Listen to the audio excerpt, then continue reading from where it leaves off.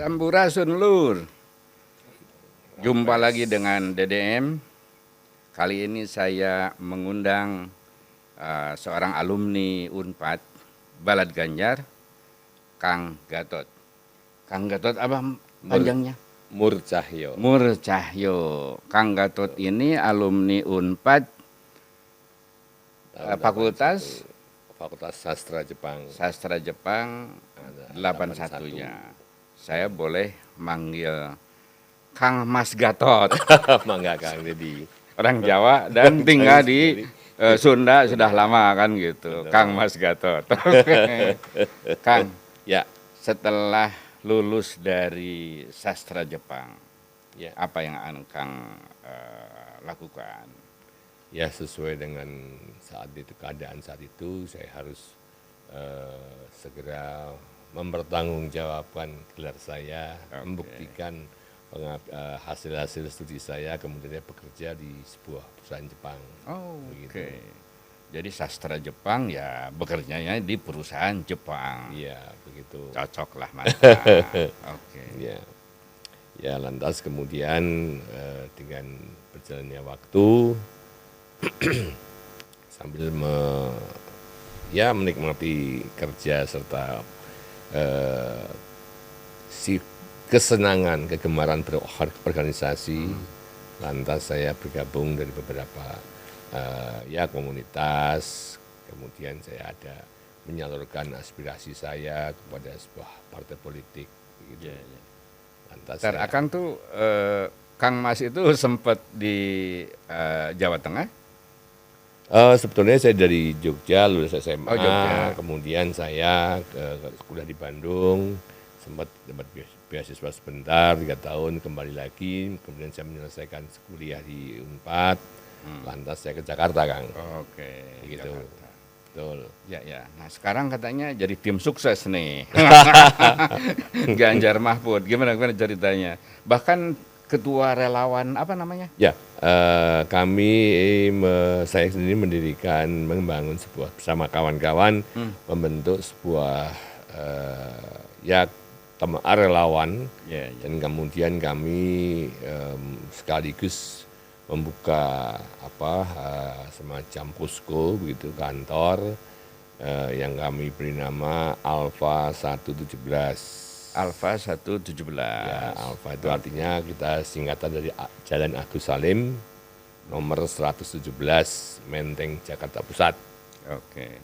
Situ kami saya dan kawan-kawan membuat sebuah posko untuk menampung sekaligus menghimpun lah, memanage, mengkoordinasi para pendukung Ganjar. Ya, relawan-relawan yang belum, artinya masih baru atau juga masih belum paham betul harus bagaimana bergerak dan sebagainya, kita tampung.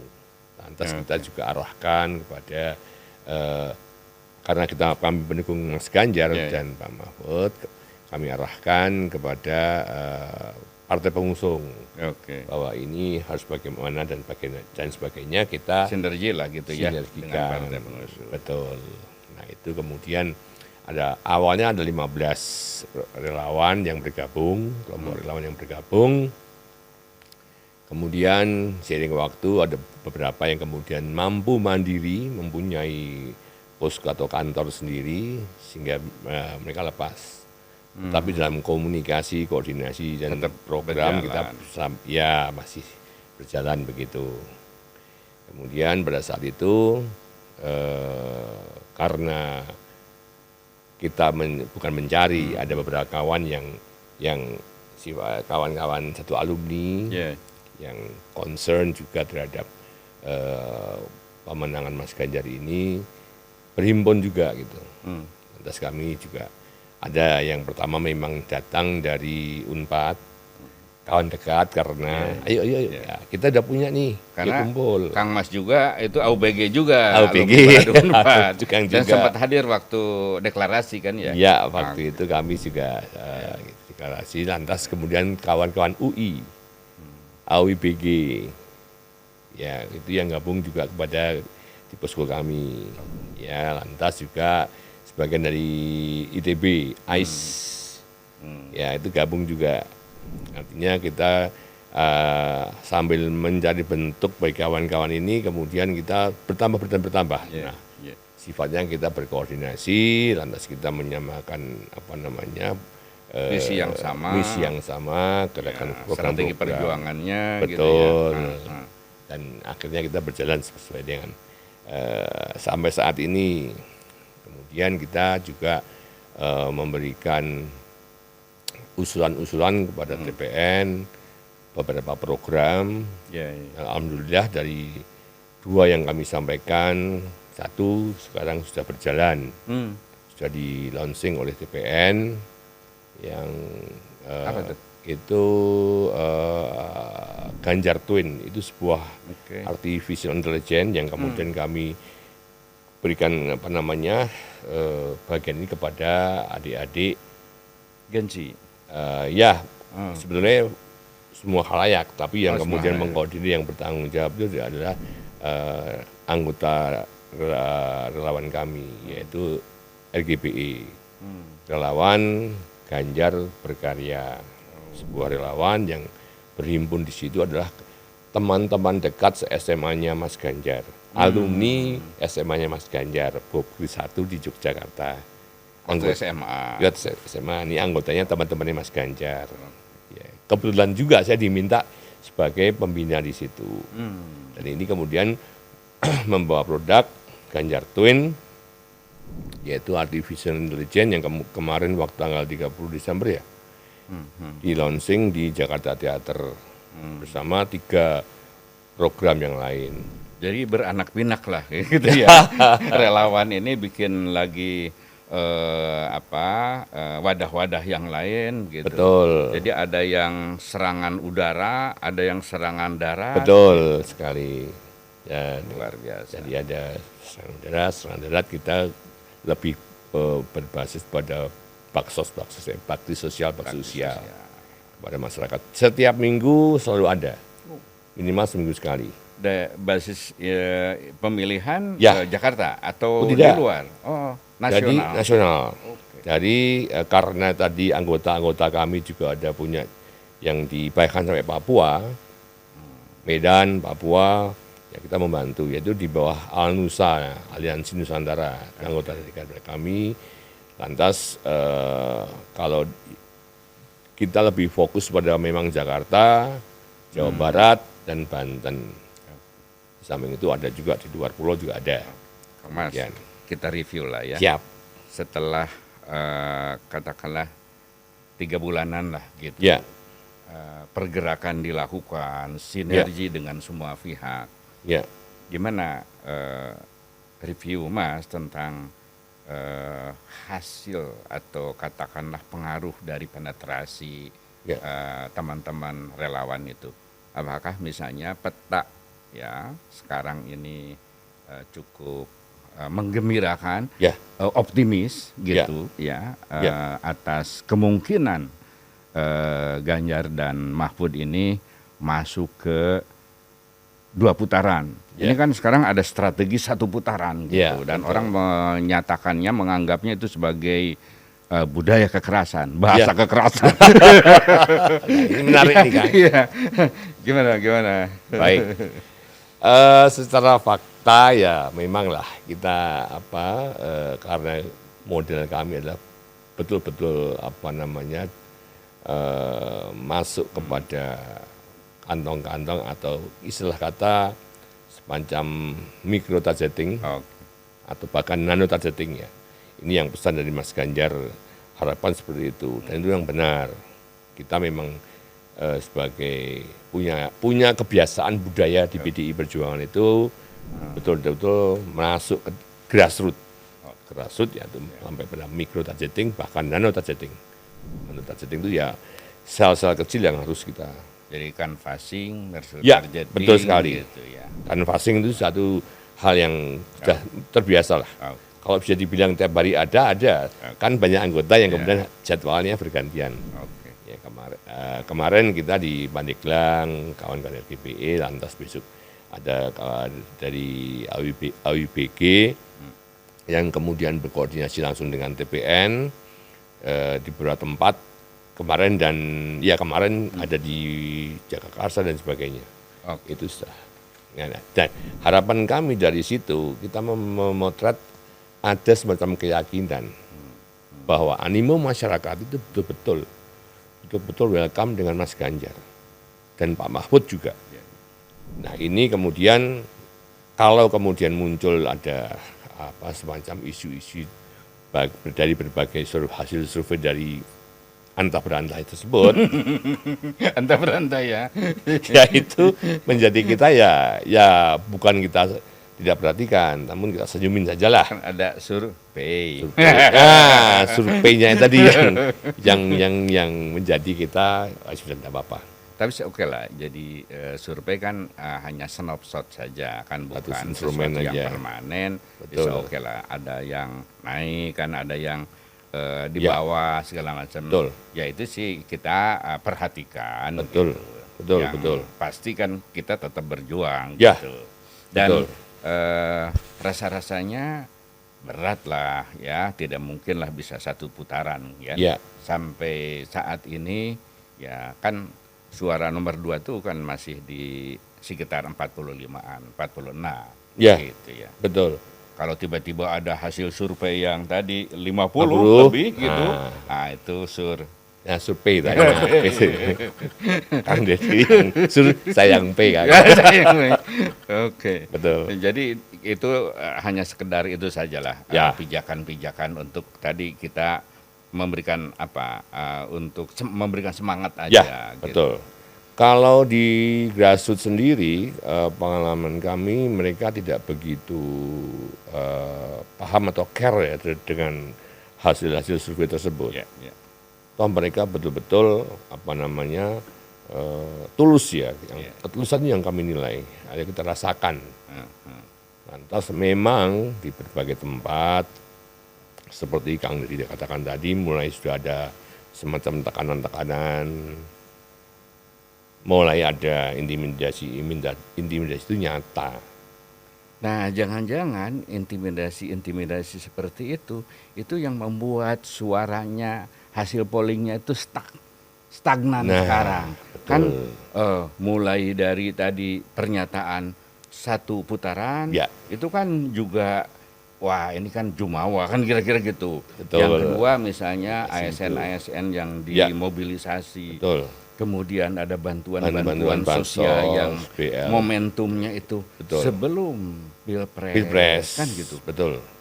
Ini yang kemudian memang betul dari Ini bikin rakyat fenomena. ini kan mulai ini apaan Apaan? gitu. Itulah. Ini mau jujur mau enggak pemilu Betul, ini, betul. Pilpres ini. Gitu. Nah, yang lebih yang ini agak sedikit kok ya hal tersebut dilakukan oleh seseorang yang di luar area kerjanya, masih ada orang gimana ya mau mengatakan mengapa hal tersebut pun dilakukan oleh seorang presiden. Ini yang kami juga menjadikan sebuah, nah ini ada apa begitu. Dan presiden punya anak soalnya gitu. oh begitu. Nah ini kan kemudian menjadi sebuah ya kita diskusikan masyarakat, sadar kok masyarakat itu. Ya awalnya kita berikan pengertian kepada mereka loh. Kan dia anaknya seperti Kang Deddy bilang tadi, kan anaknya maju Bu, Pak begitu. Tapi masa begitu coba?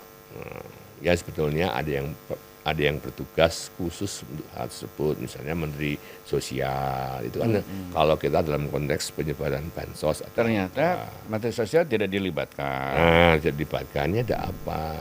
Nah, kita sambil canvassing pada mereka menyampaikan bantuan-bantuan sosial juga, bakti sosial, penanaman mangrove juga, sekalian pembagian ya bingkisan-bingkisan kecil lah, sekaligus memberikan pendidikan politik pada masyarakat.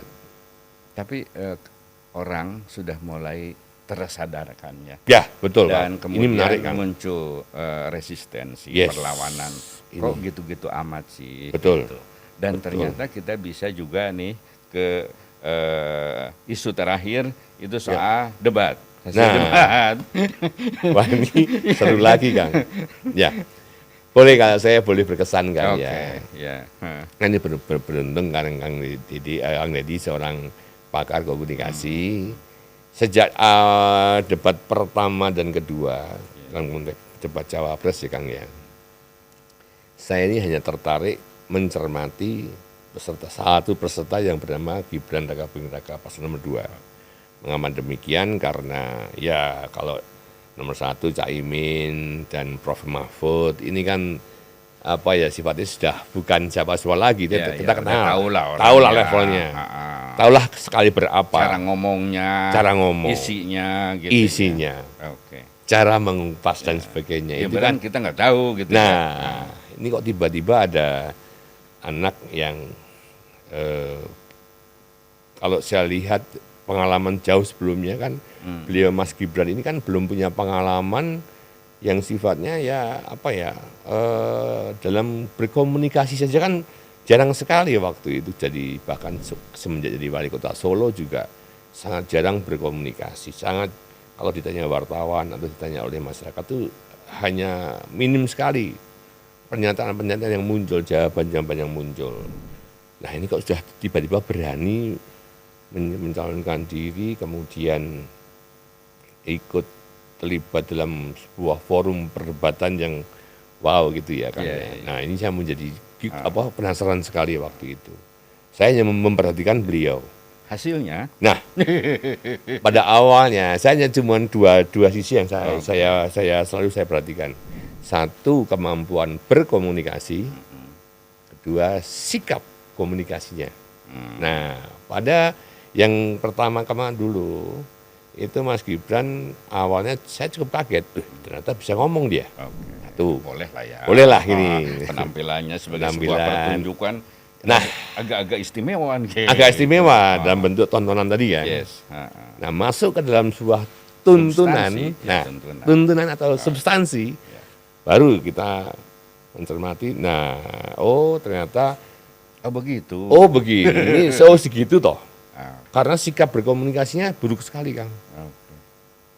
Lantas setelah itu saya baru kemudian terhadap kemampuan berkomunikasi. Buruk sekali itu nyiasati orang, tricky, gitu, bikin istilah-istilah yang menjebak, gitu. Ya, sikap berkomunikasinya sendiri. Kalau menurut saya, kesimpulan saya waktu sementara, wah ini childish nih. Ternyata beliau ini belum mampu meninggalkan dunia kebocilannya. Kan dia tahu ya kalau kita bicara sama anak-anak ya. Anak-anak kalau kita ajak bicara kan nggak fokus, lari ke sana, lari ke sini. Sikapnya kan kurang begitu, atensi lebih, keakuannya lebih kuat. Tidak fokus kepada materi pembicaraan, bukan substansi yang dibicarakan. Gitu, selera dia lah, semau-maulah anak-anak, maklum anak-anak. Lah kemudian masuk ke dalam debat keempat? Debat kemarin ini, saya semakin yakin, benar ini. Kemampuan komunikasi yang segitu saja. Immature gitu ya. Immature. Lantas saya juga melihat, kok kadang-kadang apa benar ada yang membisiki dan sebagainya. Ya kayaknya seperti dia itu seperti bapaknya. Bahwa yang dihadapi itu anak buahnya gitu, sehingga dia bisa ngomong seenaknya kan. Ini gitu. Yang kemudian saya kategorikan sebagai sikap berkomunikasi tadi, Kang. Ya. Jadi kalau Kang Deddy pasti lebih tahu daripada saya sebagai seorang pakar komunikasi. Dalam spektrum komunikasi kan polanya kan ada anak kalau dibikin matrikulasi anak-anak, dewasa, orang tua. Kalau ini kan harusnya forum debat itu kan pada ranah dewasa. Sehingga tiktokannya itu saling akan menjadi rasional, gitu, substantif, dan memberikan pelajaran intelektual kita yang lebih. Kalau ini seperti watak orang tua ke anak gitu ya. Nah, Kang Deddy kan lebih pakar dari saya. Ini plastik yang kayak gaya gitu. Nah kemarin begini ya. Nah itu yang ada yang khusus yang plastik. Ada yang begini. Saya nyari jawaban.